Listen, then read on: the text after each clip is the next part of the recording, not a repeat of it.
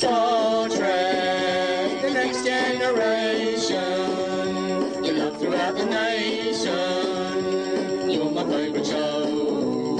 Was in every episode you're lucky. You don't have to wait for buses. You just step into the transporter and off you boldly go. Mr. Wall's my favourite person. Welcome to the bOrgCast. We are the Org, and our purpose is to assimilate Star Trek The Next Generation. Hello, friends. Hello. Happy New Year. Happy New Year. We return to our voyage through Season 5 of Star Trek The Next Generation. Although we have been catching up a lot with Blu-ray extras over Christmas, because we spent all our Crimbo money on Blu-rays. Yeah. There's an amazing extra on Season 3, which, I don't know how to a sort of panel of writers from sort of Season 3 and 4 onwards, because by the end of Season 3 anyway, the writers had sort of coalesced, the writing room had coalesced into a regular group of people. So you've got Ron D. Moore, Brannon Braga, Rene Echeverria, and Naren Shankar.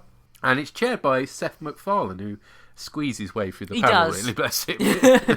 Exposes himself as a complete and utter Star Trek fan, which is great. And yes, there were some really interesting discussions, including, that scene in The Price with Troy and Crusher working out in their horrible-looking leotard things. Yes.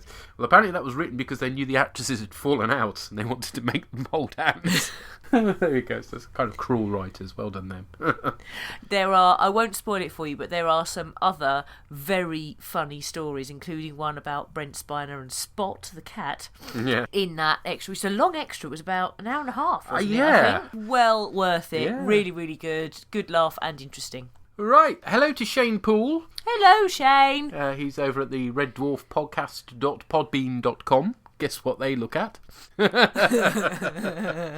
Apparently listening to our podcasts helped Autumn to get through a 12-hour flight to Alaska. So hello, Autumn. Hello, Autumn. And daft novel idea of the week from Commander Shepard, because it wouldn't be a broadcast about him updating us on just how weird the spin-off books got. Apparently the spin-off from Conspiracy reveals that the worms are actually evil trills. Right. No mention of whether they have, goatees or anything, but yet another instance of dot joining gone mad, really, isn't it? It's like when people write these spin-off novels, they've got to tie things into other things constantly. But, yeah, thank you, sir, for reading those so we don't have to. Yeah, it's true. So, the Outcast, then. 1, 2, 3, My baby don't mess around because she loves me so, and this I know for sure. But does she really wanna, but can't stand to see me walk out the door? No, that's not right. And thank you for Cheeky Monkey Gin for earworming us with that. Oh, yes, proper earworm, that one. No, Outcast with a C. Okay, let's see what Trailer Man has to say. A critical rescue mission. We've lost an engine. Teams Riker with a mysterious outcast. I find you attractive. And leads to a forbidden affair. Where is Soren? In custody. Now, a clash between two cultures Don't do this. Soren! forces Riker to sacrifice his career. I can't just leave her there. They'll give her these psychotectic treatments. I have to help her. Next time on Star Trek The Next Generation. So, yeah, it was in the trailer. The plot. Yes, maybe we don't need to talk anymore then. Really, although some of the impassioned speeches are worth listening to, there's not really a lot I can tell you that wasn't in the trailer. I suppose this null space thing, the reason that the Federation come across the Janai in the first place is because they've had a shuttlecraft disappeared, and it doesn't make any sense to them. So the Enterprise is nearby, so it will come and it sends out a probe, and the probe disappears. It's like, hang on a minute, this isn't... That's our exciting teaser. One of our probes is missing. Yeah. So then they talk about null space, which apparently is a hypothetical Yes, thing. it's a thing in maths, but not so much in actual sort of astrophysics stroke, physical reality. But basically what they're saying is that from the outside, things in null space will appear cloaked. Things in null space have their EM stuff sapped or something. It absorbs energy. The problem is, the jeopardy to begin with is they've lost a shuttlecraft, but we don't know who's on it. We've never met these people before, so the jeopardy to begin with is pretty poor. Yeah. I mean, obviously it gets ratcheted up when you get to know some of the other characters involved, but to begin with, it's a bit odd. Had Geordie been helping them do something and he disappeared on the shuttle as well, then you'd have got some sense of a teaser that had some impact, but odd. Yeah, particularly, oh no, where's our probe gone? It's just like right up there with fucking shit teasers. And it's also not helped by the fact that Janai have got to be one of the most boring looking alien races ever, with the most generic bumpy ridged foreheads and beige onesies. Yeah. Yet again, a race that's been shopping at World of Romulus. And pudding bowl haircuts. And pudding bowl haircuts just to add to it, yes. So then you have Soren. I'm afraid my brain just goes to a Charlie and Lola place. Yeah, Soren Lawrenson. Yes.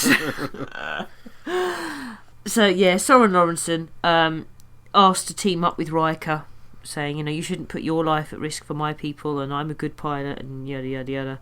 And that's at the end of a very, very long and boring lecture, basically. Most of this episode is long and boring. That's why I'm trying to condense it down. Well done. Yeah, they've done some techno-babble with phaser emitters. It's basically a bit like sonar, and they're going to map this null space a bit like you use sonar to map seabed. Mm-hmm.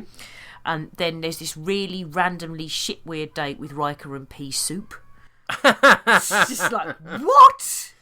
Yeah. I'm going to introduce you to my culture. Have green snot in a bowl. Yeah.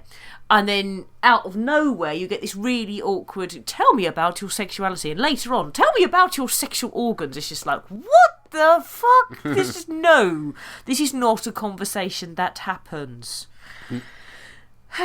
Anyway, they're sort of talking about sex and sexuality and stuff, and this other person appears who's just very, I'm going to bring myself up to my full height, flare my nostrils slightly, and without speaking, you therefore know I am the baddie.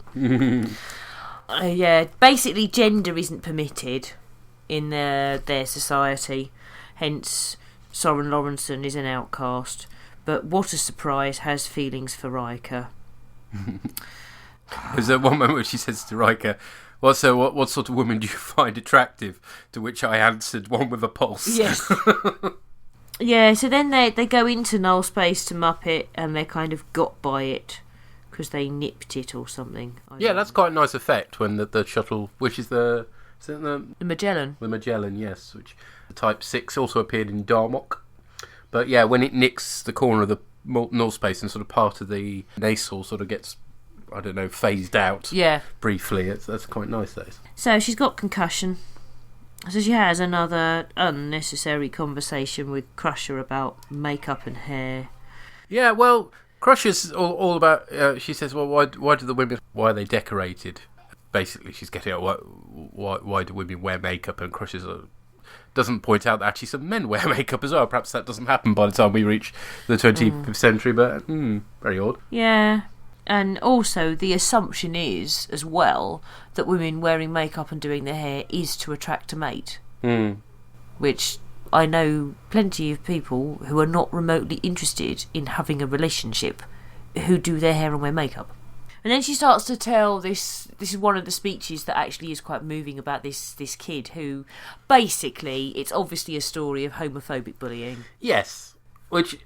And this comes to the nub of the issue, isn't it? Because I remember this being touted as this is going to be the Star Trek episode that looks at homosexuality. Except it doesn't. And it left me really confused the first time I watched it. Not because of any sexual reason. I was never confused.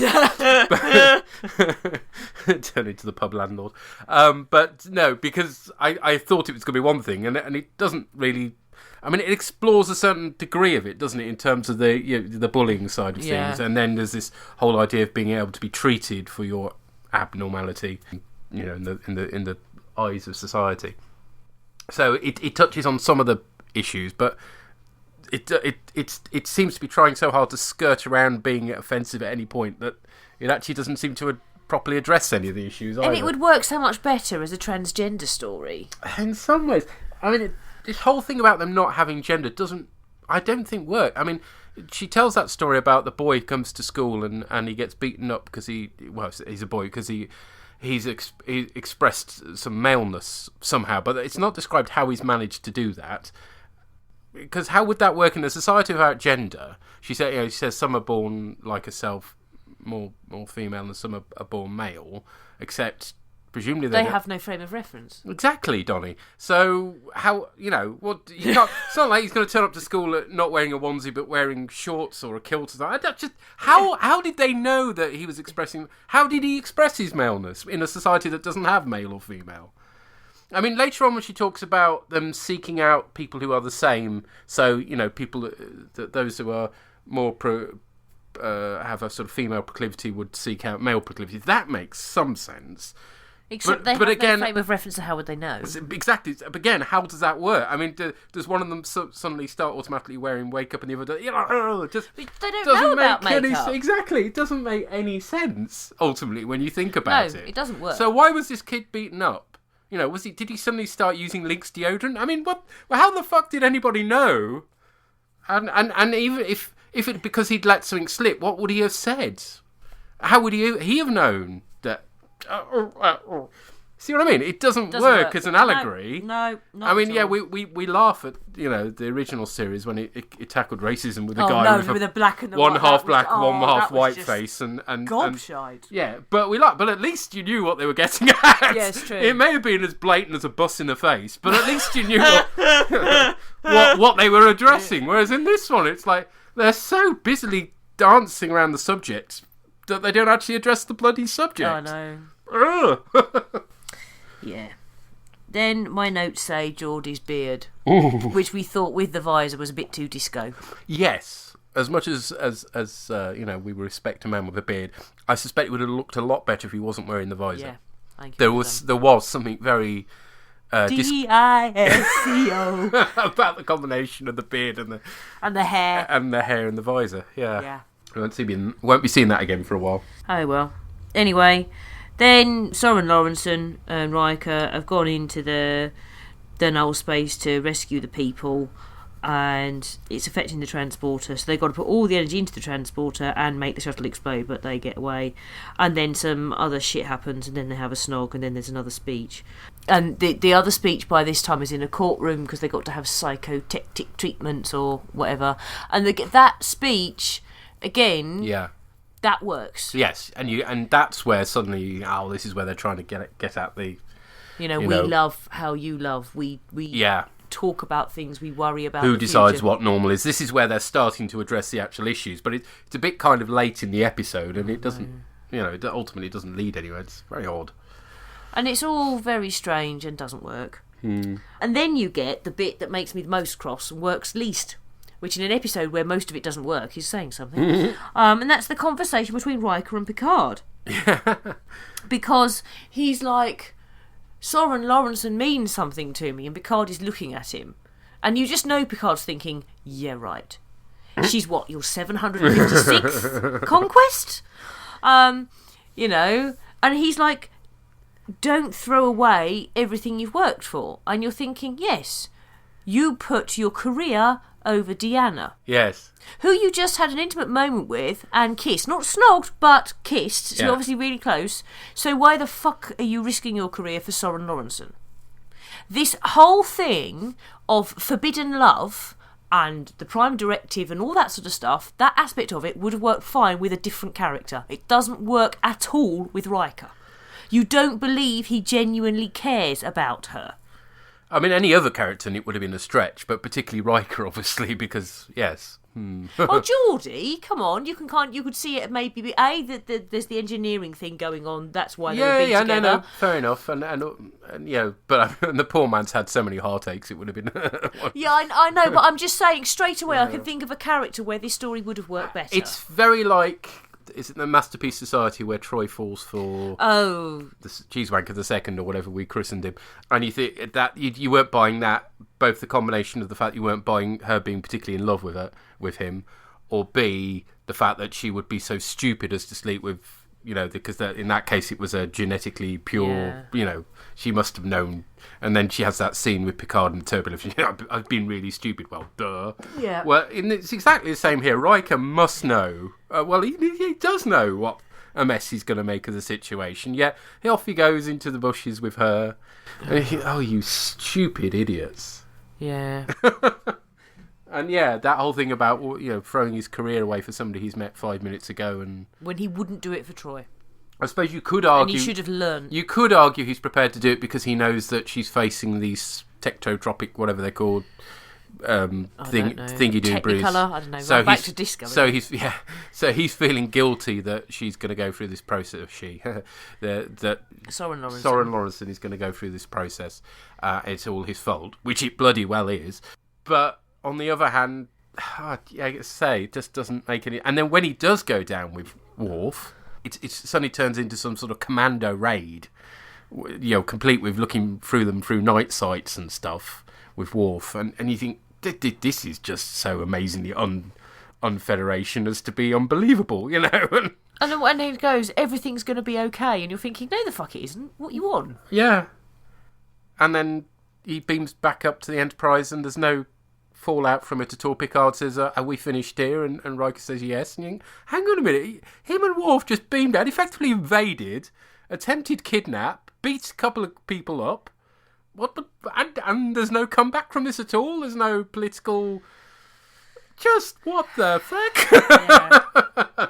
Junai clearly very forgiving. I mean, the speeches, the two main speeches are good speeches. And they give you an inkling of what they were trying to get at, but ultimately... But that's it. Basically, the episode is boring and too flawed, unbelievable, and annoying, but happens to contain two good speeches, pretty much. Yep. And I'm sorry I took so long to describe it. Well, it was partly me dragging you back again, but, Oh, dear, it wasn't good. Really. On one half of me wants to kind of, it's like half a clap, isn't it? The sound of one hand clapping, at least you had a thought to try and address the issue, but it's done in such a half-arsed manner that it makes no sense. No. If you can't address it properly, don't bother. Yeah. I mean, do it another way. Do it like have people in same-sex relationships in the background of scenes regularly being normal. So address it that way by normalising it. Rather than, if you can't properly address it directly, then just don't even try because it doesn't work. Yeah. The sort of vaguely nominal leader person, Nor, is played by Megan Cole, who will return in Deep Space Nine, an image in the sand and shadows and symbols as Romulan Senator Kretak. I thought she looked familiar. Yes. Well, the makeup isn't a million miles away either. Maybe they just got it back and reused it because they pretty much look like Romulans anyway. Yeah, except that I don't know whether it's the Blu-ray or what, but when Soren Lawrenson's sitting in the shuttle, you can actually see where the latex joins her nose. It's really bad. It does show that up, unfortunately. Yeah. Oh, you have some quite sort of sexist comments from Worf, and you get the whole business about it's a woman's hand. Ah! You have a woman's hand, my lord. I wager these dainty pinkies never weighed anchor in a storm. Well, you're right there. Which doesn't fit with Klingon women, which fight. Yeah, exactly, yes. And so, doesn't make any sense. No, it doesn't. Not even the silly sexist lines make any sense. Well, no, they don't, because whoever's writing this doesn't know anything, really, about Star Trek or the Federation, I'd guess. Who did write it, anyway? Jerry Taylor, actually. Oh. So Jerry Taylor should have known what Worf would and wouldn't say, what stuff about Klingons. No. Should have known that nobody's going to believe Riker actually cares about this person.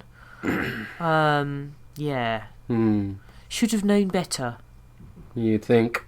D. Rick Berman had this to say, we thought we had made a very positive statement about sexual prejudice in a distinctly Star Trek way, but we still got letters from those who thought it was just our way of washing our hands of the homosexual situation, as he put it. What's a homosexual situation? Well, quite. That rather kind of exposes their approach to it, really, wasn't it? Berman also said that having Riker engaged in passionate kisses with a male actor might have been a little unpalatable to viewers. When that was the whole fucking point of the episode? Oh, dear. Frakes disagreed to give him his due. Good. Bemoaned a lost opportunity. Good. I think we can only applaud Jonathan Frakes for that, really. Yes. Because again, if it had been a male playing an androgynous person that Riker kissed, I think that would have been quite...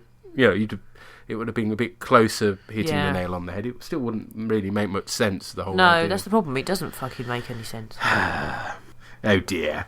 Yeah, I want to rewrite this in my head as an episode of Charlie and Lola. See, Charlie and Lola would probably address the issue of homosexuality far more in... But, I mean, how much... All right, here's a question. How much do you give Next Generation some leeway on the basis of what we're looking at here, early 90s? Late 80s, early 90s. Compare it to Babylon 5. How do Babylon 5 address same-sex relationships? You have Talia and you have Ivanova. Yeah, and... I suppose you could argue they're not addressing the issue head on, but then again, they're just treating it like it's normal. Yeah. Which maybe is the way Trek should have treated it. Yeah. No, there's no maybe there. There is no should. No. Yes, very disappointing, particularly considering how trailblazing the original series was in some ways. I mean, all right, it didn't always live up to what it attempted, but at least a lot of the time it was doing radical stuff, and this clearly, Also, in Deep Space Nine, they tackle it. Do they? Yes. Well, yes. Reassociation. Yes, you get the Trill stuff, don't you? Yes. And the problem with the relationship between the two women is not that they are two women. Yeah. The problem is the reassociation. Yeah. Which is a Trek approach, which is make it about science fiction. Yeah. Which is what they're sort of trying to do here. Of course, there you're on the issue of how much more acceptable it is for two women to kiss on television than it is for two men, but hey-ho. Yeah, that's because most TV executives are male. But yes, you're right. Deep Space Nine makes a better fist of it. Yeah. Yes, I think. It'll be interesting to catch up with that one when we get there. Anything else we got to say about this one? Very disappointed, really, aren't we? Can we just put the whole thing in this null space and leave it there? Yeah, null point, I think it's fair to say. Yep. So Dominica has this to say. I liked some parts and disliked some. The part with the lost shuttle was good. I could even understand the explanation about what happened, almost. I can understand how Riker could be interested in Soren. It is easy to happen when you're working together, and Soren is quite good with science, so Riker can talk with him stroke her. In Swedish, we have a word for a person that is not a man or a woman. Does a word like that exist in English? No, I don't think it does. There is that ridiculous moment where she says there's no translation for their pronoun that they use instead of him and her, and you think, well, just use that word then. You don't translate. If it doesn't translate, use the original. The original. Duh. I do not understand why Soren says they do not understand gender. People on this planet had different gender long ago, so there must be some saved references about that time. Good point. Maybe it was the saved references that the... Well, it depends how hidden they kept it. Yeah, I don't know. But, I mean, Soren Lawrenson seems completely ignorant of gender differences from the conversation she has with Riker and Crusher. I mean, you can't have it both ways. No. Either they know about gender or they don't. But they seem to fluctuate between ignorance and knowing stuff from the past. I mean, how does they know that they feel female any more than they know that actually what they really feel like is a fish? Well, there's that as well. And of course there must be some card playing and gossip. They do not know any other sort of games. Xbox or something. They have no telly. Yes. That's the problem. Yeah, telly's come to an end, you see. Yeah, so they don't have anything to play an Xbox on. The whole idea of a society where all people are the same is scary. Not about gender, but that they try to force everyone to be alike. They see gender as primitive and they treat it as a disease, a crime. Would they do the same to people with a handicap? I do not like it. This episode makes me sad. I hope our future does not look like that. Makes us sad as well, but for different reasons, really, of a missed opportunity. But again, that's another reation why having it be Geordie, there would have been something to play into there. Having a handicap, and is that normal? It could have been an episode that became about Geordie and touched on issues rather than being an issue episode, which I don't think Next Gen have managed an issue episode well. Correct me if I'm wrong, but I can't think of one. Well, they tackled the issue of dementia very well with Sarek. That's true. Yeah, but it wasn't. Was the issue? Oh, I suppose actually it was about. No, yeah. no. I mean, all right, fair it was enough. Future dementia, so Vulcan dementia, but it was dementia basically. Yeah. And that whole way that it robs you. I mean, there's a way of dealing with it. Yeah. No. Okay. Fair enough. they've done one. Yeah, other times they've been too much of a nail on the head, like when the Masterpiece Society, where they deal with Geordie, and that was all a bit too in your face and unsubtle. And other times, like this one, they're so dancing around the issue that they don't actually address it. No. Anyways, what does Cheeky Monkey Gin have to say, aka Matt? Why do we know so many people called Matt? Don't know. Anyway, sorry. Happy New Year, Peter and Anne-Marie. Happy New Year. Happy New Year. Outcast. Yes, I really liked this episode and found it very thought-provoking. Dare I admit it, I was actually quite moved at times near the end. The acting was spot on. I was interested to read that Jonathan Frakes thought that Soren's character was too feminine. I have to agree, the actress Melinda Collier is very attractive, and no amount of makeup could disguise that. But would it have worked if a male had played the part? Personally, I think not, unless it was a Riker look-alike. He'd be in Riker heaven. Blimey, yes.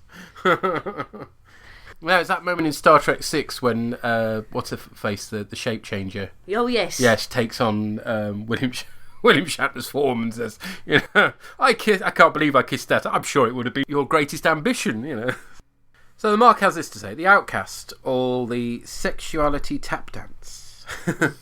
So every once in a while, Star Trek will decide to tackle an issue head-on, in this case acceptance of gay people, and go all out on the preaching. The Outcast is such an episode.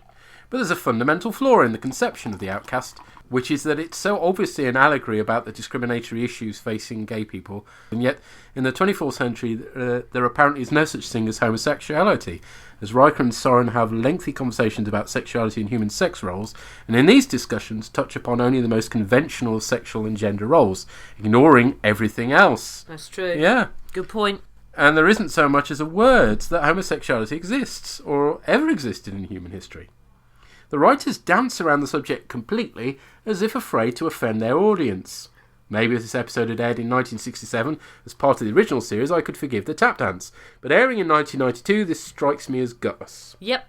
Might it have been more of a challenging choice, for example, to have Soren be played by a man instead of a woman? Yep. While it fumbles its gay issues allegory, it completely misses as it's a transgender issues story. That's not even allegory or subtext, that's text. However, this episode is near redeemed by Riker and Worf attempting to break Soren out of the treatment facility. Watching Riker get uncharacteristically riled up over an injustice, and his willingness to even break the Prime Directive, is interesting, and I like Worf signing on to this as a matter of personal friendship. Similarly, Picard's warning to Riker about putting his career in jeopardy is simultaneously accompanied by Picard turning a blind eye to what Riker then does. Also interesting. And in a nice twist, they're all too late, and Riker finds that Soren has been psychologically re-educated of her condition. The other issue is, for those of us who had already accepted the episode's moral premise long before, it had nothing else to offer. Next cause and effect, and next cause and effect, and next cause, and I will stop with a joke. Yes, please do. Okay. Yeah, I think that pretty much... The tap dancing is the main thing that annoys me about it, definitely. Yeah, definitely. And actually, I know it's a comparatively minor thing, but Worf being sexist when that makes no sense in his culture actually is very annoying as well. Yeah. But he's right, Worf offering to go down with Riker. That's an unfortunate... Now that would have been an interesting episode. Oh my. The Trek / fiction you've been waiting for. Shall I start that one again? No, keep it in. Worf offering to beam down with Riker. No, I like Worf goes down on Riker. That's much better. We've got to put that as the subtext. Or the episode title. It's sweet. And does tie in nicely to what's happened quite relatively recently, I guess, in ethics. So yeah, no, I like that. The other thing I was going to say is that with the second speech, which is very impassioned, and as the Mark points out, doesn't actually have anything new to tell you if you've already accepted the basic premise. But interestingly, what potentially could educate people is the response of the leader. Is it Nor? Because when she turns round and says, no, we are compassionate, you should see we care enough to cure these people, and afterwards they are happy. There was a documentary I watched comparatively recently with Stephen Fry, the name of which I'm afraid I've forgotten, but where he went to America and he spoke to somebody who works converting, in inverted commas, homosexuals back to heterosexuality, making them supposedly normal, and that's exactly the language he was using. I didn't think actually that sort of thing still went on. My understanding was, certainly in the UK, was that there weren't any organisations doing that anymore. There was one recently, but it folded when they the person who was running it confessed and said, look, actually people are the way they are and we're not actually making any difference here. But in fact, we're actually causing more harm than we are. But I hadn't realised that in the US this was still this was still happening, and it is exactly that language. I mean, if you watch the documentary and that clip side by side, it's almost word for word. No, definitely that speech by the leader is very on the nail. That side of it, they get it right. Yeah. The problem is that they've used this allegory whereby it's a race that doesn't have any gender, and then that loses the point of the issue you're supposed to be making, which is, it doesn't matter what your sexual orientation is, there is no normal and abnormal. But when there is no sexual orientation, suddenly that it keeps tying my head in knots, that does. Okay, do you want to do Randy's feedback? Because you may have noticed we've got a lot of feedback for this episode, we've had to cut some bits out, I'm afraid, folks, just to be able to squeeze it all in. Yes, so I'm afraid it is. We've tried not to edit too much, but yes, I'm afraid to fit everything in and not have a 3-hour epic. We have had to slightly edit But the we've kept in as much of the rant as we can, Brandy. Yes, rants are good. Bloody good rants. Yes, okay. And Brandy writes, when I first saw this episode, I thought it was a metaphor for the way homosexuals are treated in our society. And it's been about 20 years since I've seen it, so I found it interesting to go back and watch it again, knowing what I know now.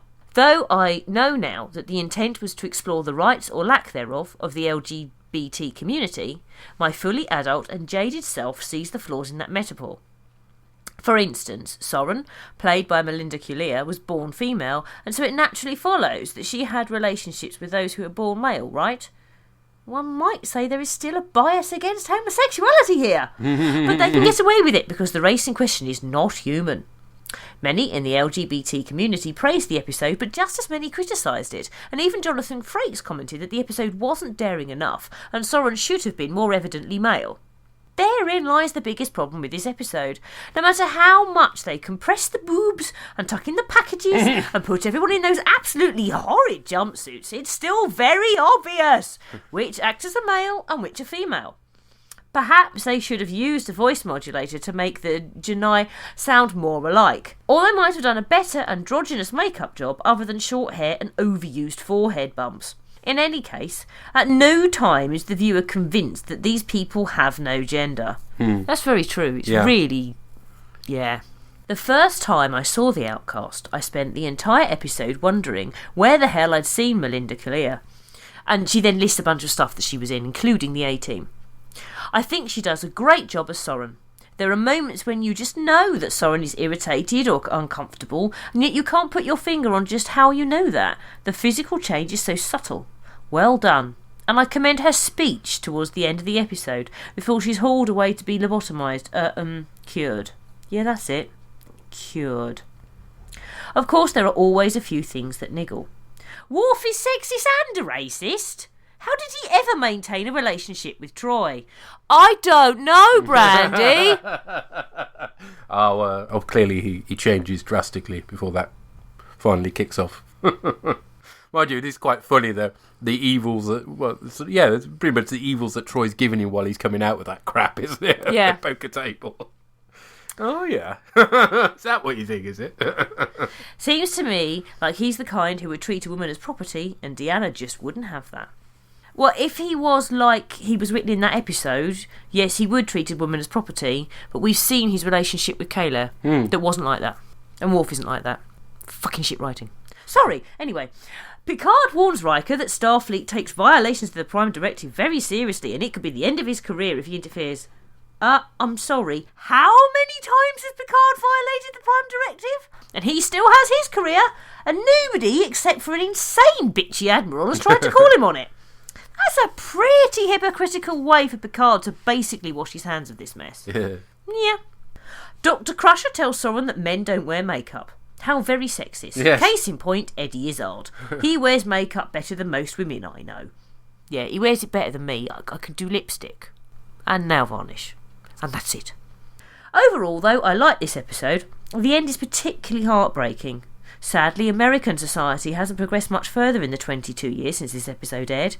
In my home state of Utah, where a ban on gay marriage was struck down by a federal judge, the Supreme Court still ruled in favour of a stay until their appeal is heard by another court, meaning that their right to marry is currently on hold. Banning same-sex marriages and or not legally recognise those marriages is a violation of the 14th Amendment of the Constitution. It's like we're stuck in the 60s, where it was the widely held opinion that being a homosexual was a mental illness and could be cured with therapy. Sound familiar?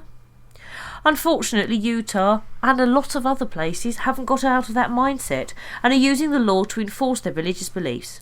The LGBT community is still ostracised, reviled and tortured. 1 in every 3 gay teens attempt suicide. 1 in 3? This needs to end! Phew. Sorry. Got a little ranty there. Anyway, despite its problems, this episode gets a thumbs up from me. Yeah. There we are. Thanks for that, Brandy. Interestingly, today, somebody I follow on Twitter who is a British gay vicar tweeted an anonymous blog post from an American gay pastor who had to remain anonymous or he won't be allowed to be a pastor, about how he very nearly committed suicide. He very nearly threw himself off a balcony because he couldn't reconcile his identity with his church's attitude towards gay people. And unfortunately, it's not just Utah, Andy, who would not have tweeted that if he didn't think people in Britain also needed to hear stories like that. So let's hear from the Pie Man. Hello, Orgs, and a Happy New Year. Finally getting my timings right. I know what day it is. Anyway, it's Murray the Pie Man here to talk about the episode The Outcast. This one's a bit weird, if I'm quite honest. Obviously, it's one of Next Generation's issue episodes. They've got a thing they want to talk about. The weird thing is, at the start, they seem to be sort of dancing around it to an extent. Obviously, it is a metaphor for homosexuality, but initially they do seem to be skirting around the sides of it, and it does almost seem like this was potentially more controversial with the studios than it actually turned out at the start. And what's odd about that, why I possibly don't think that, is at the start of the episode, it's very much the relationship between Riker and, I can't remember the girl's name. Well, girl's not the correct term. They don't give you one, cowards. But anyway, it's their relationship forming around the MacGuffin of the week and explanation of the culture. And it's actually an interesting idea, culture without a concept of gender, to use in a series. And actually, I really wish we'd seen a bit more about that. They do go into it in a bit of detail, but it's still skirted around. Part of the problem with this first part of the episode as well is that my childishness gets the better of me. There's so many questions that she asks Riker that could just have the waka waka guitar music coming in. Commander Riker, can you tell me about your sex organs? I thought you'd never ask, was what I expected Riker to say. In fact, he was very restrained in this episode, so I should really give the guy credit where credit's due. But yes, suddenly it's initially skirting around it, and you can say, oh, well, it could be a homosexuality metaphor, but they could be going for something else, or did they water it down? And then we get into the hearing scene, at which point it's piled out as very much driven home with a sort of heavy mallet, quite frankly. And it's kind of, that's where it's kind of unsatisfying. It has the issue, it kind of brings it up, it possibly gives us a bit of a twist in the dark ending where she gets brainwashed out of it, which I thought was actually one of the more interesting parts. But overall, the episode, I found it wanted to be doing more than it was, and then it was either too subtle or not subtle enough. I think, as I say, it's an idea that might have worked, but probably would have worked better in the probably could have been executed better in the in reality. So I came away with this one not feeling particularly happy about it, but they were trying something. I'm not sure if there was maybe some behind-the-scenes meddling, because I do know that the Trek executives were very cagey around homosexuality at that time. I remember there was maybe 3 years later, there's an episode of Deep Space Nine where 2 women kiss, and that at the time was very controversial, I remember hearing. So it could be that, and that could have kind of neutered half the episode, and then The other half goes kind of a bit crazy to compensate. Either way, it's fairly uneven stuff, so not definitely their best work. But I will be back in a bit to talk about cause and effect. Ah, yes, definitely the dark ending of it is quite interesting. I think that's about the only brave bit of it, really, because I suppose if they'd been real cowards about it, then Riker would have got away with kidnapping her and they'd have got away with it all. But yeah, as it is, at least it has a suitably bleak ending to make you think. And yes, those scenes where she's asking Riker questions about male genitalia is quite amusing. Yeah. Oh, I just find them cringeworthy. And well, Frakes does a really good job of acting uncomfortable about it, which is interesting. That's true, he does. But that isn't our only MP3 feedback this week. Ooh, no, because we've also heard from Drew and Tracy. So let's hear what they've got to say. Hello, Peter and Anne-Marie. This is Andrew Barker, and this time I've got my wife Tracy with me. And this is our feedback for The Outcast. So, what did you think of the episode? It was interesting, but as we said, you could quite clearly tell that they were all women. There was no androgynous about them. They were women. Yeah, I guess the one deep-voiced male was B. Arthur from the Golden Girls. With a bad head. Yes, okay. With a bad hairdo, and that was it. Yeah. So anyway, what else? Well, but Bev was clearly not at her best. In this she had episode. A lot of split ends. She was rocking and just got out of bed, didn't brush her hair looking. She's giving advice on how to attract a mate, if you want to attract a mate, lady. Look in the mirror. One thing that I thought was I'm not surprised that they got it on, because every time they was in the shuttle, it was kind of like mood lighting, wasn't it? It was all very brown. Yeah, it was brown. Yeah, it was. And it was almost candlelight. It was candlelight. Yeah. I reckon before they got in, he was like, computer, candlelight, please. Yeah, and what you didn't see was like 10 minutes before, like she actually came in, it was like Kenny G playing in the background, as he kind of went around laying the candles. But it was a good episode, I thought. I enjoyed it. Yeah, a bit silly, But as, just going back to your earlier point about how he, instantly kind of fell in love with her, and he wants to save her. But they've love of the week. Yeah, they've only known each other for 2 days and that, and he's declaring his undying love, and like. Oh, I love you. Yeah, he's that's like, ridiculous. He's like, "Oh, look after her. We will give her asylum." Yeah, until you realise you can't have sex with her, and then you're going to want to ship her back as quickly as you can. Yeah, and that's just not fair. Riker, you're a tart. Yeah. Yes, he is. But you're forgetting about the husks. Actually, what you were saying about how he realises he can't have sex with her just reminds me of that episode of Futurama where Fry falls in love with a mermaid and goes, they've got the fish part and the human part the wrong way round. Well, it turns out I loved her, but I wasn't in love with her. Trouble in bed. And yes, we need more of Tracy's comments about the crew's hair, definitely. Yes. Yeah. And the mood lighting setting in the shuttle. Yes. I imagine the computer just does that automatically. As soon as Riker walks into a room, the lights go down. Yes. Oh, that's excellent. Thank you very much for that. Thank you. I just laugh. But that's not our only MP3 feedback. I think, something of a record for us. We've got 3 lots. Because we've also had some feedback from Mr. Matt Dillon. Woo! So let's see what he makes of The Outcast. Hello, the Orgs. Well, better late than never. Just call me the Great Prophet Zarquan. Here I am finally feeding back on some Star Trek for you, having picked up a Star Trek The Next Generation complete box set with my Christmas money. Yes, I'm 33 and I still have Christmas money. Shut up, that's why. Anyway, The Outcast. The Outcast. This episode makes me very angry. And I understand that I'm going to have to probably out-rant Anne-Marie on this one. So I've come prepared. I have beer, because, Anne-Marie gets beer, I get beer. Right.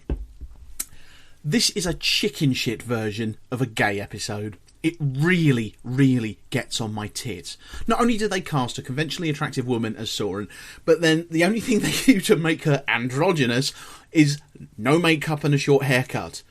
Oh wow, yeah, you're totally androgynous.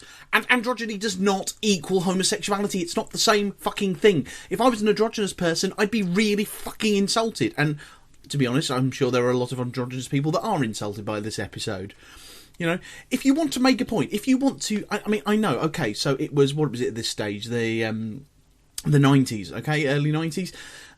If you want to make a point, and I know it was a little difficult to deal with this on television, but if you want to make a point, why not have a society in which, unlike groovy, funky Channel 27 Federation, homosexuality is still reviled, and make that a thing, and make your point. But that would be too obvious, wouldn't it? That would actually be tackling the issue and making a statement, and heaven forbid Paramount make a statement.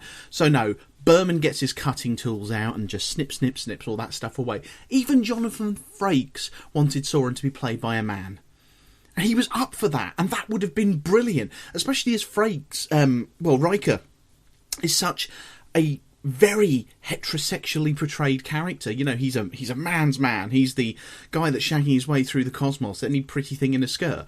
And he falls in love with a man because sexuality isn't a thing in the future. And what really frustrates me about this whole thing and how ham-fistedly they did it is, at the same time that they were doing this, the same year, you've got James Brzezinski putting stuff like this just into the background of Babylon 5. He's not bringing it front and centre. He's not making an issue of it. It's just there because that's the way you tackle it. Oh, and Riker acts like a complete tool. He ropes a subordinate in to break the Prime Directive over a person that he's known about 3 days. And, like, I get that he could be attracted, maybe even, you know, sexually attracted, fine. I've got no issue with that. But he's basically putting his feelings for Soren on par with his relationship with Deanna, which is why he goes to her to talk about that fucking relationship. And it's 3 days? Their life together, they were almost married, and that's the same as 3 days with somebody he's just met. It takes the piss. Honestly, I get the feeling this was meant to be a Wesley episode, and then they didn't do it, and then they thought, well, we'll do it now, and oh shit, we've got a shot of Wesley. Bugger.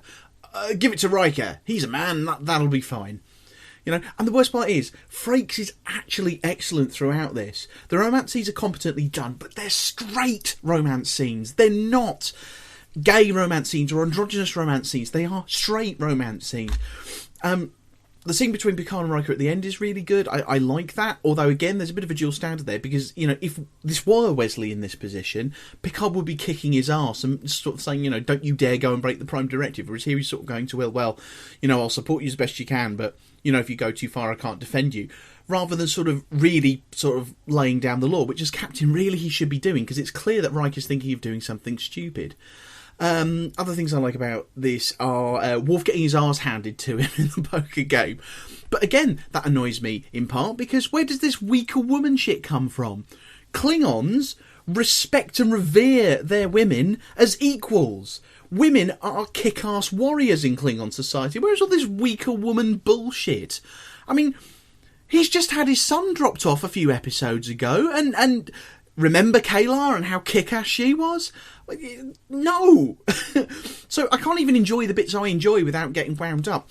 And I even get into this episode, you know, I sat there and I was getting into it so many times, and then I remembered, oh wait, this is supposed to be them making a statement about, you know, it's okay to be gay, which it is. And instead, what they're basically saying is it's okay to be gay as long as it's with a woman that looks a bit like a bloke-ish if you give her a short haircut and don't put any makeup on her. And it's crap, and it's insulting, and it's crass, and it gets on my tits. So, I'm sorry, thumbs down for this one for me, because it's just chicken shit, chicken shit, chicken shit. And it's the most chicken shit thing that Star Trek would do until they tackle the same issue on Deep Space Nine, where they may as well have called the episode Star Trek Gay to It's Okay When It's Women. Fuck off. Anyway, the only other thing I'll say is this is the first time I've watched Star Trek The Next Generation in a long, long while, and now I have noticed the Riker manoeuvre. I can never unnotice it. Anyway, that's my feedback for Outcast. I will see you again later. Yes, I mean, the whole problem, and it's a reoccurring problem of the time frame of an episode being too short to establish somebody having a proper relationship with somebody, comes back again and again and again. The only reason why Kayla works is because she was in a previous episode, so at least you've got some continuity there. But yeah, 9 times out of 10, it's somebody that you've only met a few minutes ago and suddenly they're supposed to be in complete love with one of our regulars and vice versa, and doesn't work as a result. See, I could be wrong about this, but I get the distinct impression from the way that, for example, Riker is written, that somebody high up in Paramount was really uncomfortable with the idea that casual sex exists in the future, and so it all has to be about love when it blatantly isn't. Yes, it certainly wasn't a problem from Roddenberry, from what I remember. No, but yes. but you know what I mean? It's like, for Riker to want to shag someone, he has to profess love. Which just doesn't work, because, surely if he really has loved 700 and however many it is women, he's a bit fucked up in the head. Yeah. Yes, definitely we agree with you that the Babylon 5 having it as background normality is a far better approach to the issue of homosexuality in the future. Yeah. And this is definitely the chicken shit version. It is. I guess the reason I wasn't as ranty as Matt's because I was more bored. Really. But I can understand why you're ranty. Quite definitely. Right. And now for something completely different, because that is one of the joys of Next Generation, is that you get, one episode that's an issue-heavy episode, and then you get another very different sort of episode, and I think that's fair to say what we've got coming next is very different. Caught in an endless time loop. We could have been trapped here for hours, days, maybe years. Unable to remember the past. How did it happen? How did we get there? A starship collision lies dead ahead. We have to get out of here now. Can the crew escape their own destiny?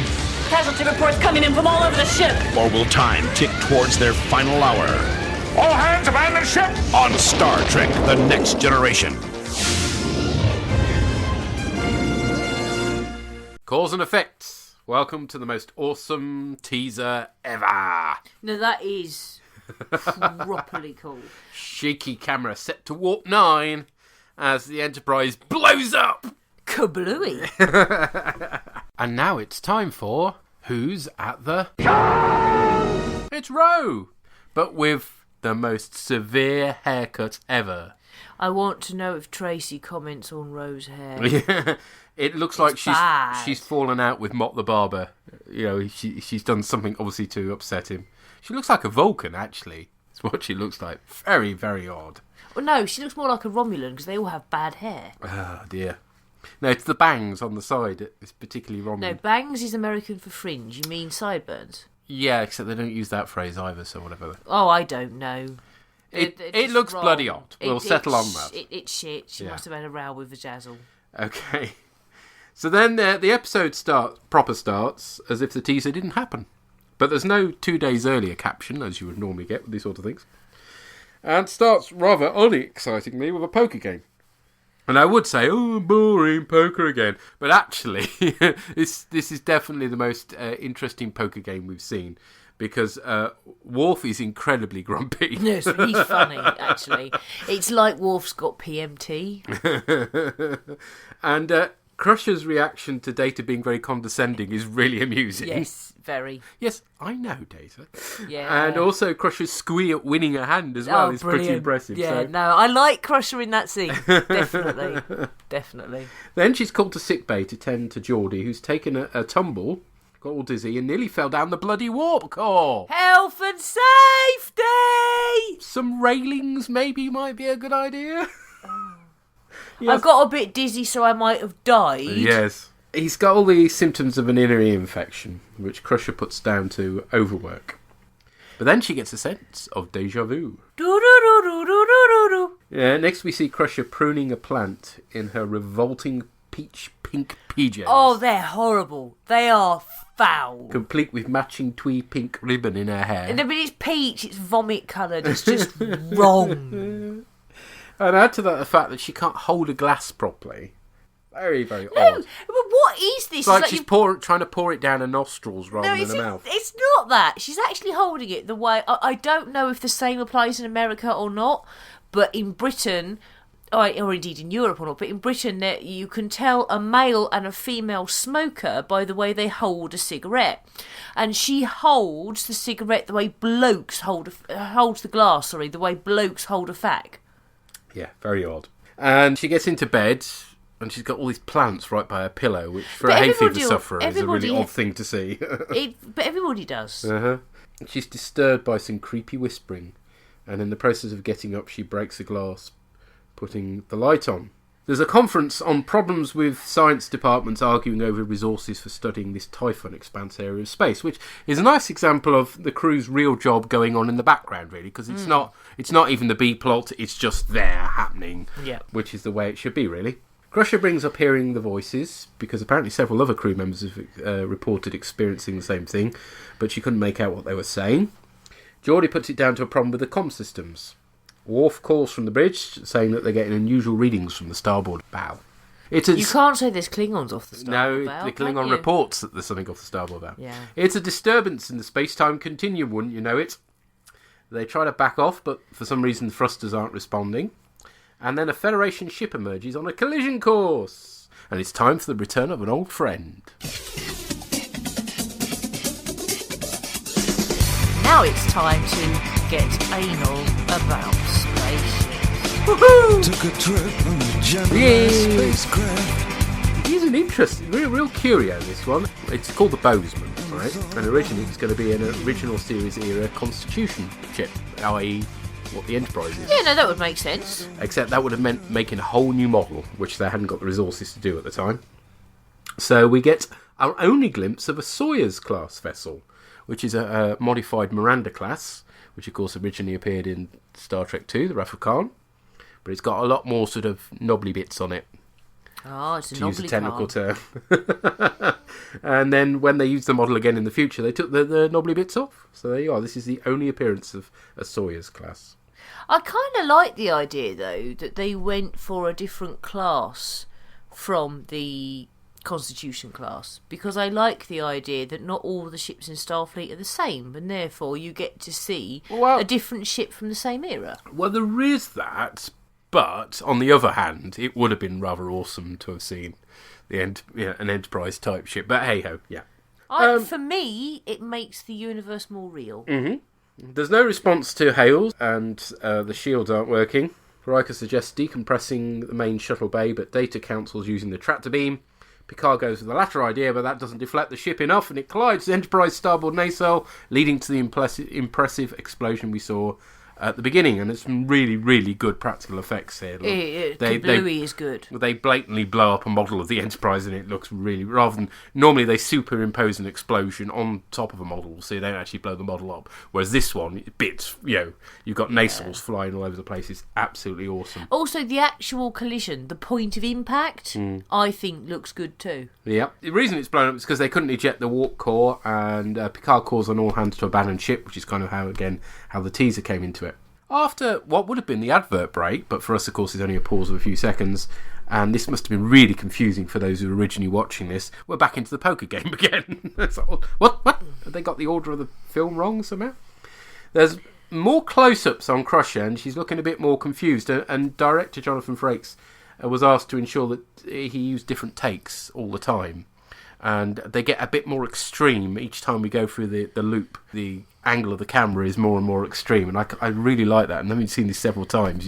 It's very clever, whereas Amory was just yawning her head off because she does not appreciate such things. Sorry. Quite quickly there are differences, not just in the way it's being directed. Riker quits, as he now has a feeling that Crusher's going to call his bluff. Back in sickbay, Crusher's treating Geordie again, and the deja vu's hitting him as well now. She checks her medical logs, but there's no record of him having these symptoms before.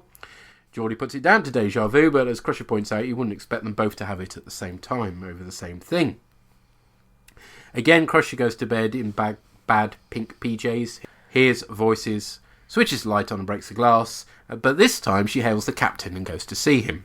And there's a really sweet scene with the two of them curled up on the sofa together, basically, which is nice, in his ready room. The thing is, what I noticed about that was that the Star Trek uniforms look more like pyjamas than her pyjamas.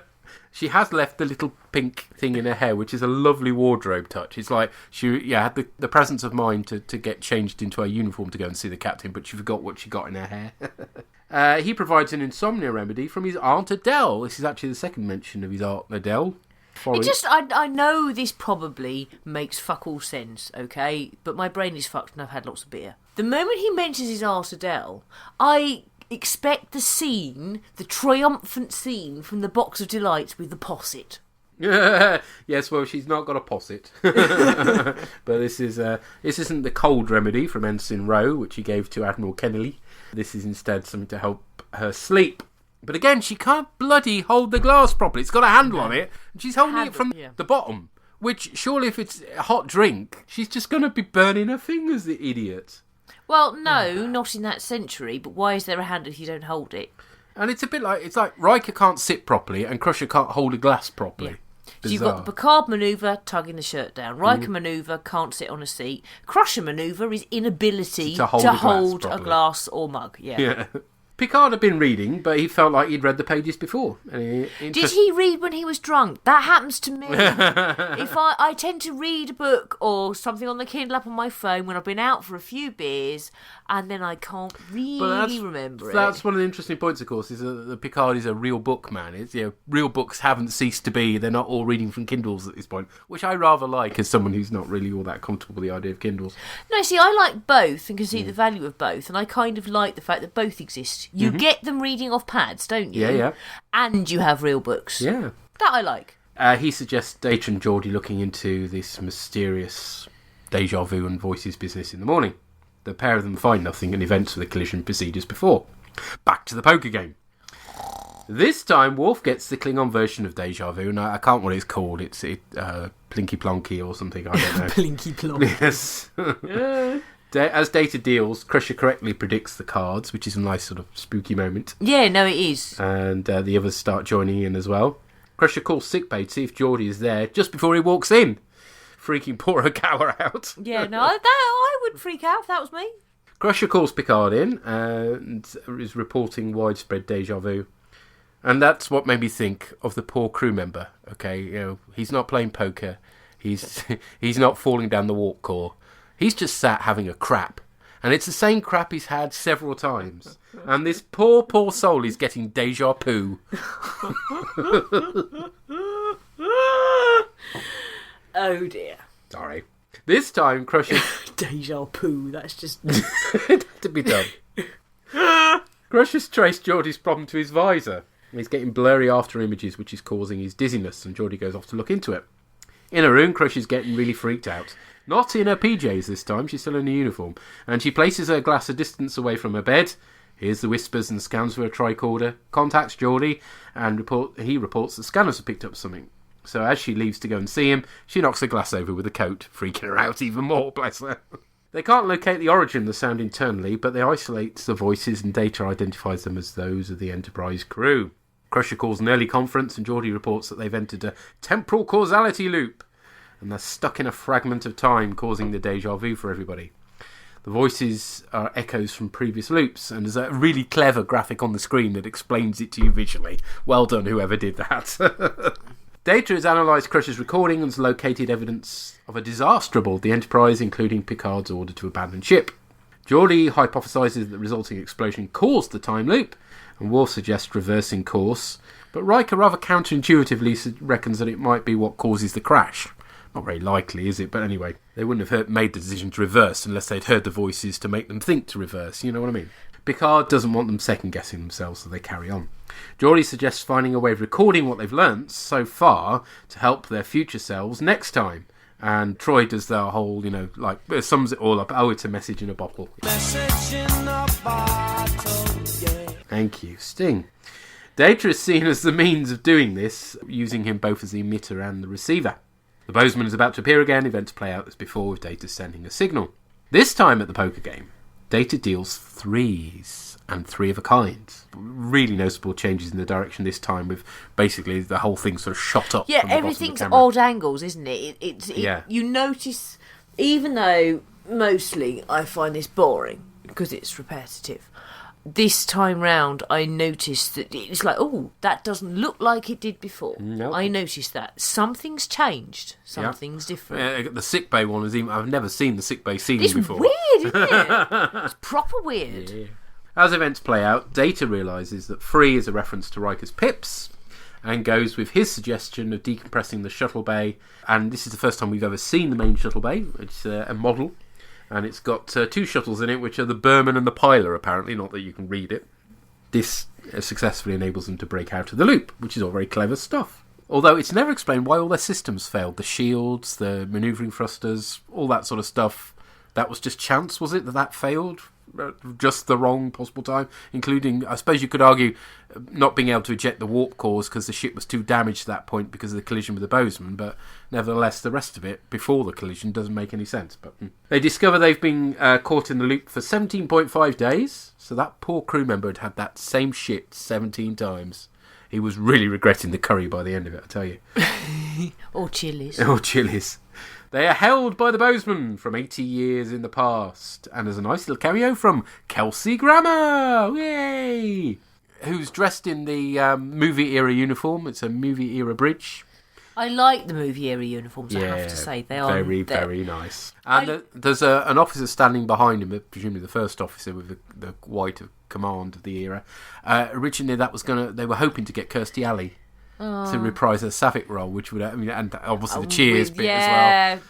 Yeah, they just need Norm at the back waving, But sadly, they couldn't. They could have had Morn. Yes, they couldn't get Kirstie Alley. It would have been a bit weird, because of course she got replaced by Robin Curtis in 3 and 4. We don't get Savick in this, but never mind. So all in all, this story is very clever. Very groundbreaking. This is a year before Groundhog Day. Oh, okay. I didn't know that. Yeah, this is the first time this sort of take on a time travel story had been used.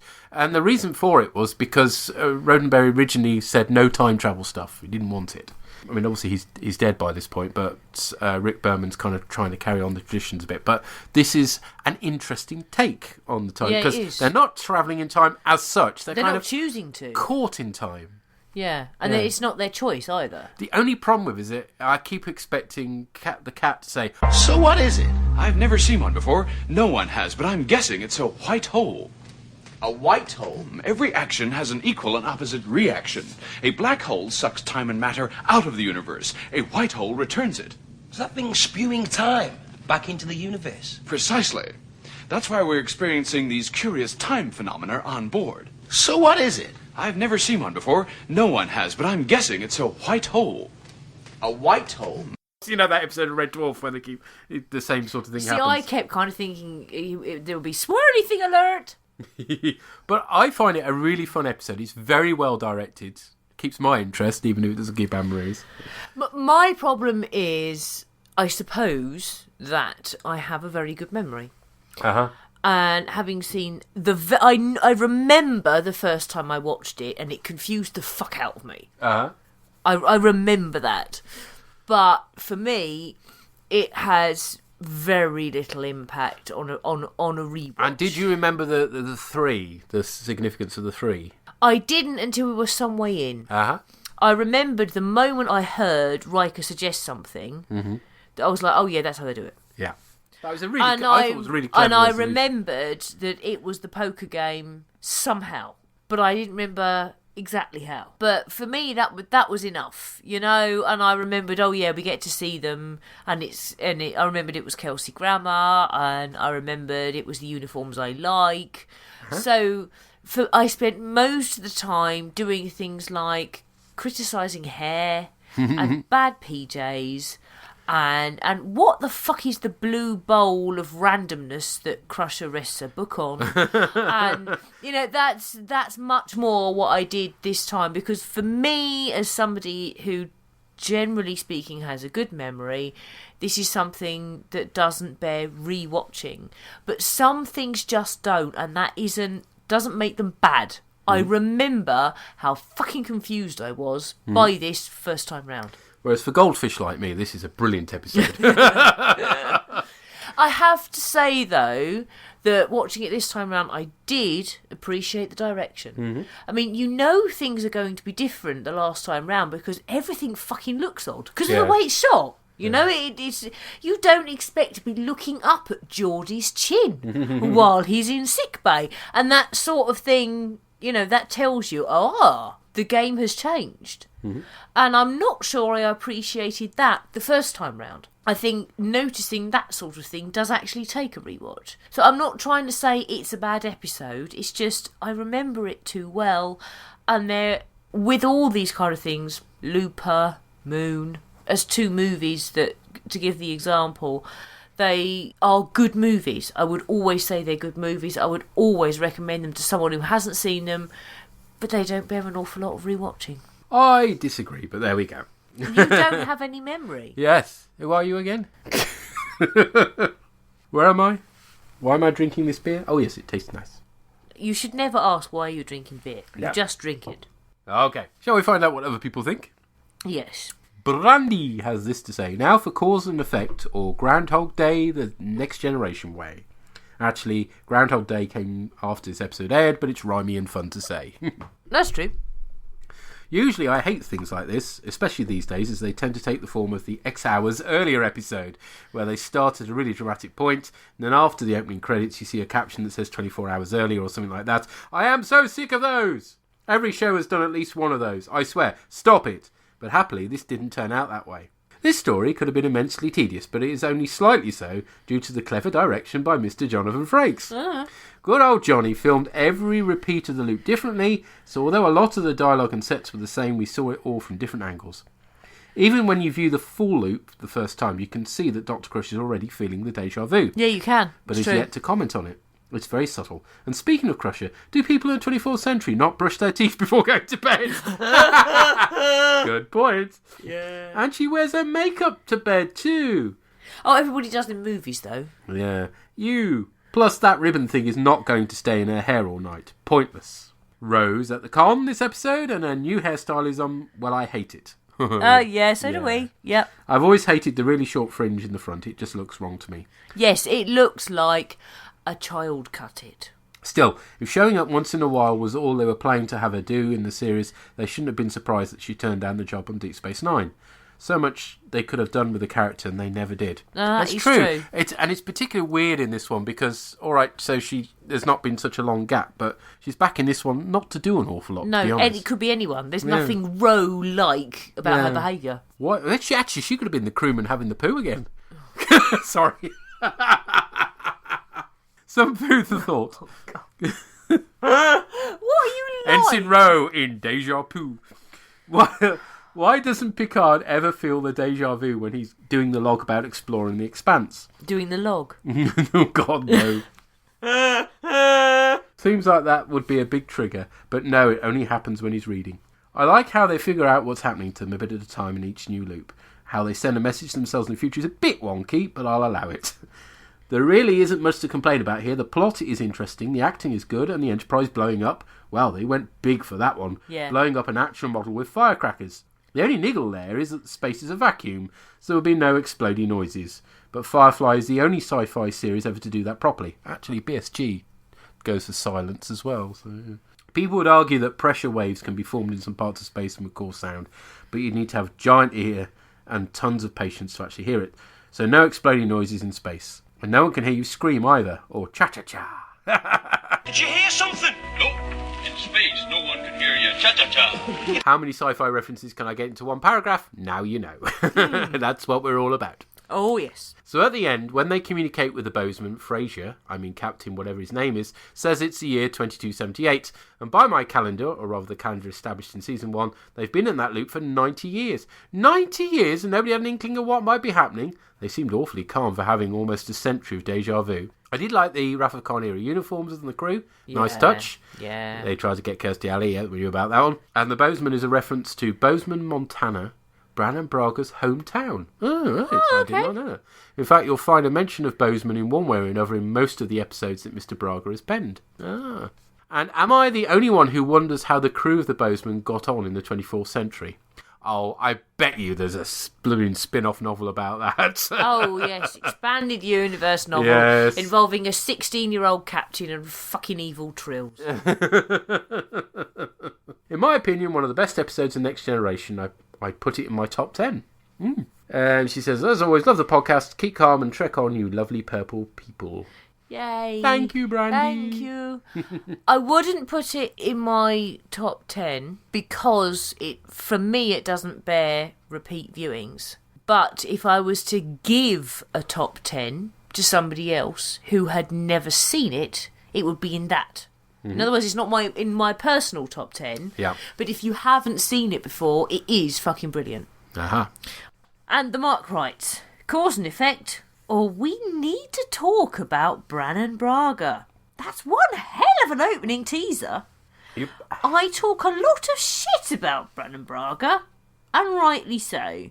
In TNG onwards, if it's a badly written episode, 9 times out of 10, it's Hind's fingerprints on it. But this is the Groundhog Day of Star Trek. It aired before Groundhog Day itself was released, and it's one of my favourite TNG sci-fi mysteries. It's a time loop story featuring subtle nuance in its details, intriguing clues and foreboding atmosphere. In fact, it's a perfect use of the 5-act story structure, and it's written by Brannon Braga. It's simply an ingeniously conceived, well-executed sci-fi yarn where the truth is in the details. Not only is each repeated scene shot differently from its predecessors, but they have tighter edited cuts to get to the meat faster each time. Yeah. 2 little notes. 1. To make the destruction of the Enterprise more effective, they actually blew up a 6-foot-long large-scale model of the ship, rather than simply superimposing an explosion over an intact model. 2.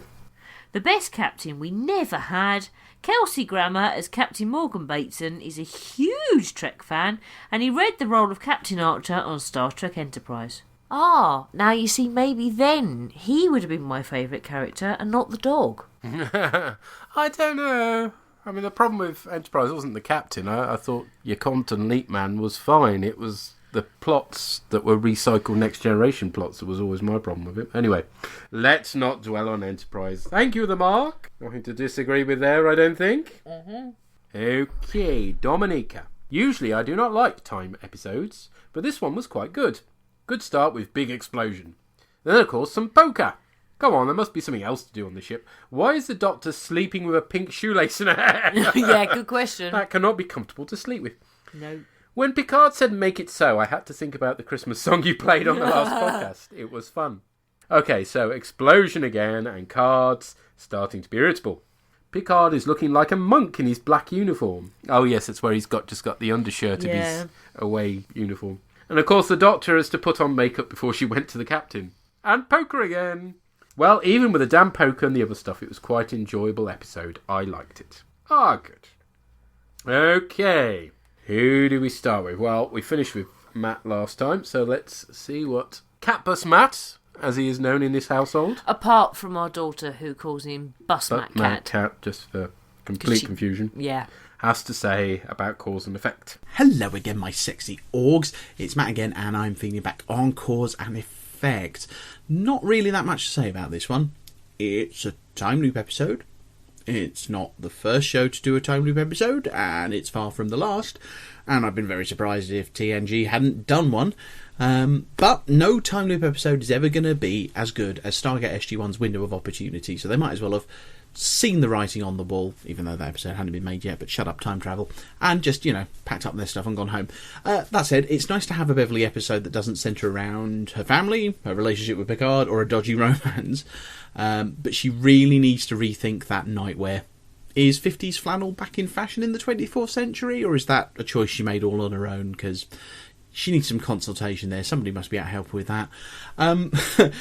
As with most time loop episodes, the repetition gets a little wearing after a while, especially the captain's log. But the slight changes in the other scenes, the dialogue, makes it just about bearable, so that's fine. And that sort of goes away by the second half anyway, as the plot actually begins to progress. I do like the fact that the deja vu actually has an explanation, isn't just one of those things. Really pleased that it wasn't Troy picking up the future, it was everybody picking up the future echoes, not just Troy, or the past echoes or whatever they are. So, because normally this is the sort of thing that Troy be given to do. Oh, Captain, I sense great wibbliness, wibbly wobbly, timey wimey, because Troy. So that's fine. I do like the resolution to the episode. It is a bit of a leap, but You know, they've basically got infinite do-overs, so it's entirely plausible that Data would make that leap, especially Data, to be fair. Nice little cameo from Kelsey Grammer at the end as Captain Bateman. Of course, the Curse of the Screen Actors Guild strikes again, and it's spoiled in the opening credits, but we'll gloss over that. And am I the only one that wants to know what happens to Bateman and his crew after this? I may even go and look it up on Memory Alpha after leaving this feedback, because I really want to know. I give this one a solid 3 out of 5. It's about average, but nothing special. It's, you know, it's a time loop episode. Okay, love you, bye! Love you, bye! And of course, you can catch Matt on the Babylon Project. Yes, which is absolutely excellent. It is very, very good. Now, I do think, but I'm willing to be put wrong on this, but this was the first time loop episode. So, be interested to hear if there was one before this, but certainly pretty much every series has done one since. But I've not seen the Stargate SG-1 because I never survived it past the first series of that one. Because again, I was getting series? Most of it. Yeah, I was getting deja vu then, ironically, from reheating other series plots. I got about 8 episodes in.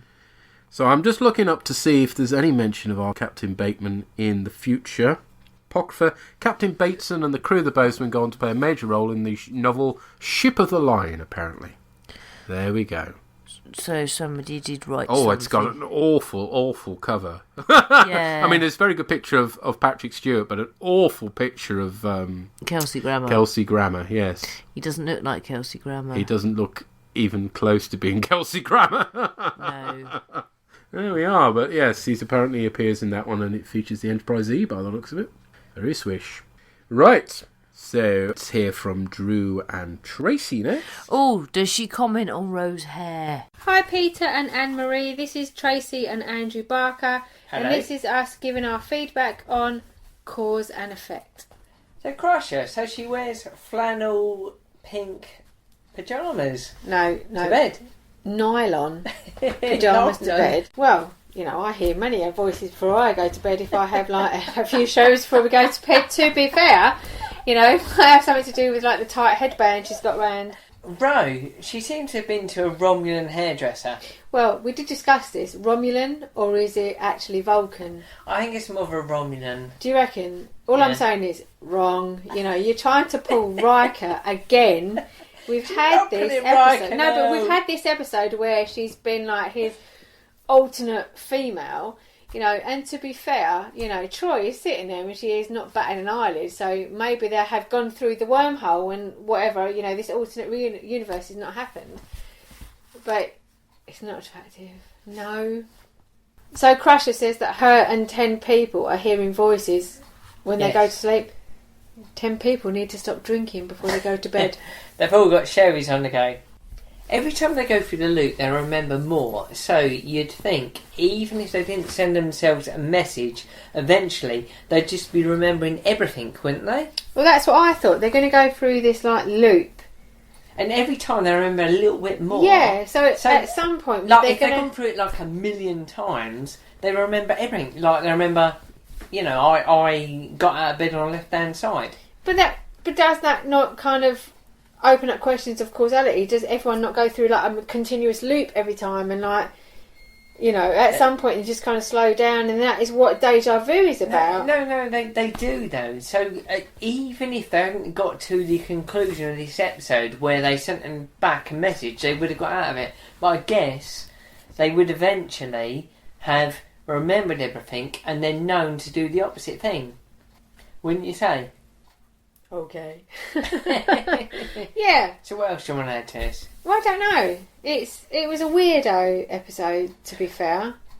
I love time travel episodes. No, this but it wasn't. No, it wasn't time travel. It's not quite time travel, but it wasn't. It was time travel of an essence, because it was like, oh, we've done this before, but we don't know how we've done it before. I love this episode. It's great. But did it explain why the Enterprise blew up? Well, because I was in a causality loop, and the other ship, Frasier was the captain. Well, Frasier, so hello. Good. Can't go wrong there. So it was good. Not the best. I get the impression she's in the same camp as you then. Yeah, it's like It's like deja vu, funny enough. Oh, no. Now, to be fair, but the thing about deja vu is, of course, you get the feeling you've done something that you've done before, but it doesn't give you any insight as to what you should do next. So the number of times they go through the loop, they're never going to know what they're going to do next. They're only going to know, oh, I just did that. I'm sure I just did that all the time. So it only helps looking backwards, not forwards, if you see what I mean. So no, but you think about the fact that Crush is like, I know a routine scan won't work, so I'm going to try something different. Yeah. And so she changes the causality loop. It does feed into, now, whose feedback was it? Somebody said, wouldn't, after 90 years, the Bozeman have worked it out? Yeah. And if you look at the way that things are a bit different each time, and there's an extent, only a small extent, but there is an extent to which they make progress each time, actually, logically, the Bozeman would have got out of that loop by itself. Yeah, I got the impression, though, with the Bozeman, it was Brandy that made that point. I got the impression with the Bozeman that they'd just gone straight through. They weren't looping. It was the Enterprise that was looping as a result of the collision with the Bozeman. So you've got two different So they were issues on the go. experiencing it differently. Yeah, so for the Bozeman, they went through a wibbly-wobbly time thing, basically, and appeared in the future. So they didn't go through a loop of constantly hitting the Enterprise, but the Enterprise was going through that. A loop of, okay. I think. Oh, no, then again... Oh, I don't know. It does my head in this wibbly-wobbly, timey-wimey stuff. Well, we may end up posting on the forum and/or talking about this in our next episode. But it's interesting that on the Blu-ray, there is a commentary. Yes. And it would be interesting to know whether any of this gets explained in the commentary. And if it does, either we'll post on the forum or we'll record something on the podcast or both. And you'll know. But one thing I think we can all agree on is that haircut is shit. Oh, bad. Bad haircut. And bad peach pyjamas. Oh, awful peach pyjamas. It's like somebody somewhere went, orange is a spectrum. Your hair is ginger. Let's go for something else on the spectrum of orange. Oh, yes. It's just no. I mean, to be fair, I'm not entirely convinced that peach pyjamas suit anybody at all ever. Yes. But I have to be honest, they really don't suit anybody with white skin. Doesn't matter on the hair colour, white skin and peach, bad combo. So there we go. I have spoken. I am the fashion expert. She is the law. No bOrgCast, of course, would be complete without hearing from Murray, so let's find out what he makes of this episode. Hello again, I'm Murray the Pie Man here to talk about cause and effect. And you're quite lucky that I was too lazy to go and dig a CD, otherwise I would have had bursts of Iron Maiden's Deja Vu peppered through this. So you struck lucky there, unless you happen to like it. So yes, cause and effect. First thing, what a killer pre-credits teaser on this one. Okay, it's possibly a bit of a cheap thing nowadays to do some sort of time travel thing where you can have the main ship or what have you blowing up because it gives you something interesting to sling into the teaser. But yes, that's nonetheless a good opening bit. So yeah, the episode itself, I'd not realised this was actually made before the film Groundhog Day, because Groundhog Day episodes have now become such a hoary old trope that you do almost sit there and look and say, oh, it's the Groundhog Day episode. So I'm quite interested that Cause and Effect may have done it first. That sounds quite cool. But yeah, so overall, actually a very well executed version of it. I like it because there's a distinct lack of laziness about it. Quite often in these episodes you could get lazy and just use up a lot of stock footage. You know, you really just film about maybe 25 minutes to half an hour of a 40-minute episode, and you just reuse a lot. They don't avoid reusing footage, but for example, we see particularly at the start of the episode, we see one shot of the bridge blowing up, and then we see a close-up. You see the Bozeman coming out of the swirly thing at least a couple of different angles. At one point it's on the view screen, at one point we see it from outside. We see the ship blowing up from different angles as well, and that sort of thing I quite liked. It was it meant that you weren't just doing this as a way to do a cheap episode, considering it as a bottle episode. And so, yes, overall, the thing does build up quite nicely. It is nice that you don't have, that the crew are feeling it, and that you do kind of see them solving the problem, and the way things, sort of, the conceit of the echoes is a bit iffy, but, and I never was keen on Data's solution. 3 I thought was a bit too random a thing to send, but it worked, so I shouldn't criticise. No, overall, the episode runs along at quite a good pace. What's nice is that you do have every so often the Enterprise blowing up to keep things interesting, and I think there was maybe wearing out its welcome a little towards the end. You were kind of saying, oh, can you just get through to it? But overall, it actually keeps your attention and does quite a lot of impressive stuff. We obviously have the introduction of the Soyuz class ship, which is a remodelled Miranda class, and we've got Captain Kelsey Grammer from the past. I was actually meaning to look up the chronology on this because he did say the date was 2270, so it would actually have taken place, I believe, but do correct me if I'm wrong, before the events of Star Trek 2 was when he vanished, so that's just something which interests me. But yes, overall, an episode that runs quite well with its concept. It's actually fairly Crusher heavy. They do focus on her a lot, but she carries it very well, and as I say, overall, I'm quite impressed with what they did and how they did it, and the lack of laziness and the lack of carelessness that could have so easily been a cheap episode, just sort of hashed together with lots of stock footage. So yes, overall, a thumbs up on cause and effect for me. Definitely an episode that I would go pick out and watch again on a rainy day, randomly. So, as always, do keep up the good work, and I will talk to you later about the next couple of episodes. Just a thing, I know you don't like us showing our hand early, but one of the episodes that's coming up is the cost of living, and that episode has both, in fact, majorly features Loxana Troy and Alexander. Now, I know you're doing a rewatch, but, I mean, seriously, no one would know if we all just watched Balance of Terror, the classic Trek episode instead. I'm just saying it's an option that's out there, okay?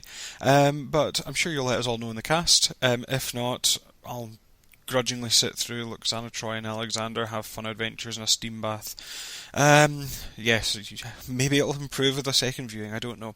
Anyway, do keep up the good work, and I will talk to you, I will feedback later. Bye for now.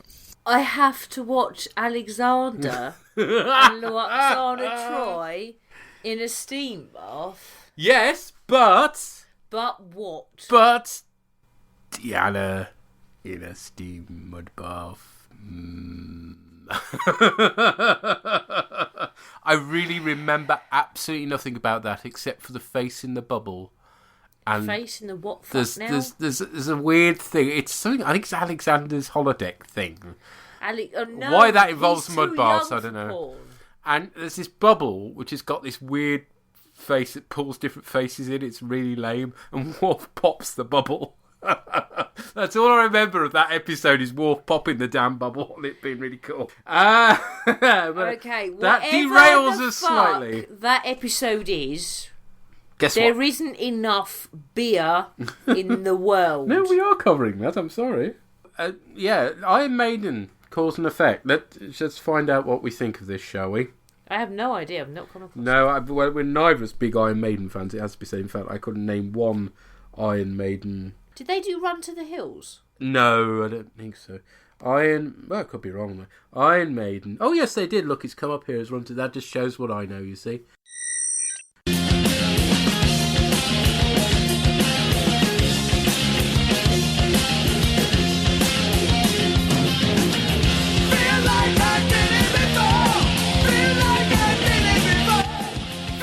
I've heard this before. Feel like I've heard this before. Throughout most of the 80s. Sorry, we're not big Maiden fans. No, we're not. And then once you've seen Spinal Tap, you can't hear that sort of thing and take it seriously. Oh dear. Sorry, Marie. Sorry. On the other hand, you were very right that it's a Crusher heavy episode, but it's a good Crusher heavy episode. Yeah, she is. She's used well in this. And Excellent. she acts well in this too. She does. No, it's just a wardrobe that needs seeing to. Woo! Well, there we are. That was fairly epic, wasn't it, folks? Yep. Hey, thank you for all the feedback. That was feedback really incredible. is good and lovely. Yes, thank you to all our contributors. Next time, we shall be recording, all being well, on Thursday the 23rd of January. And we shall be covering, and Anne-Marie will be full of joy at this. First of all, The First Duty, which is the episode you're covering. Oh, fuck. Foul play in Starfleet Academy. Doody. First Doody. Yes. First Doody. First Doody.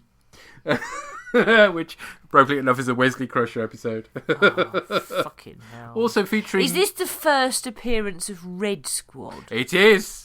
Oh, fuck. You can't wait, can you? With young Tom Paris. Except I think he's called something else. Oh, I don't care. They should all die.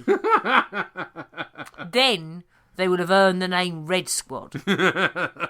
Because their disembodied heads would be bleeding on the floor! And I shall be covering, much to everybody's joy, Cost of Living. Yes, we are doing no Balance of Terror. That's naughty, Murray. Naughty. And yes, say, it's going to be fascinating because I really don't remember anything other than that damn Worf popping that damn bubble. And admittedly, the way that Miranda Curtis's boobs float in the mud. And there we go. If you'd like to send any thoughts you may have on those floaty boobs, or indeed anything else about those episodes, or episodes we've covered in the past, somebody said, is it alright to send in feedback from episodes we already covered, and that's always good. Yes, feedback is good. Then feel free to do so via the Geek Planet Online forums. We have a Tumblr thing, what I don't get, but he does. Why do I get you to do this bit? I don't fucking know. Why? We have a Tumblr site, which is bOrgCast.tumblr.com. Right, try that one. And you can email us at bOrgCast@geekplanetonline.com. And that's where you can send your MP3s to as well if you want to. On Twitter, I'm ammo_purple. And I'm Rev_org. Okay. More fun and games next time. Catch you then. Cheery bye. Bye.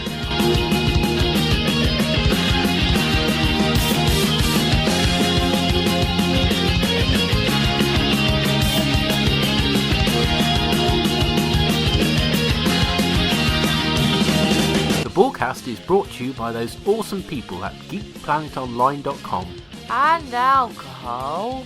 Any sound clips used are for illustrative purposes only, and no infringement of copyright is meant. The song at the opening of this podcast was written and performed by Adam Buxton and is used with his kind permission. When you've been particular places that you know you've never been before.